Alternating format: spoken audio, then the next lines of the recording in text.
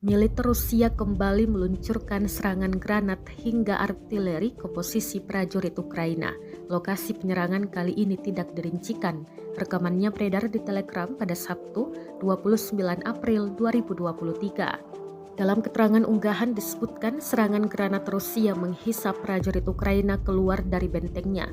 Drone pengintai Rusia merekam para prajurit yang kocar-kacir menyelamatkan diri. Mereka berakhir berlindung di bawah reruntuhan bangunan. Namun, artileri Rusia kembali meluncur membombardir posisi gerombolan prajurit Ukraina. Tidak dirincikan total prajurit yang dieliminir dalam serangan ini. Kendati demikian, rekamannya telah menuai berbagai komentar dari warganet.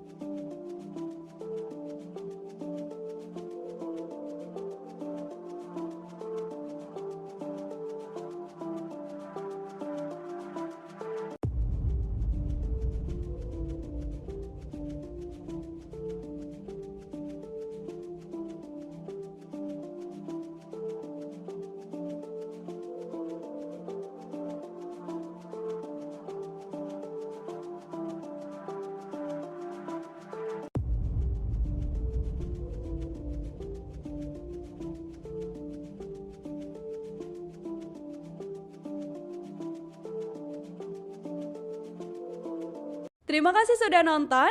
Jangan lupa like, subscribe, dan share ya.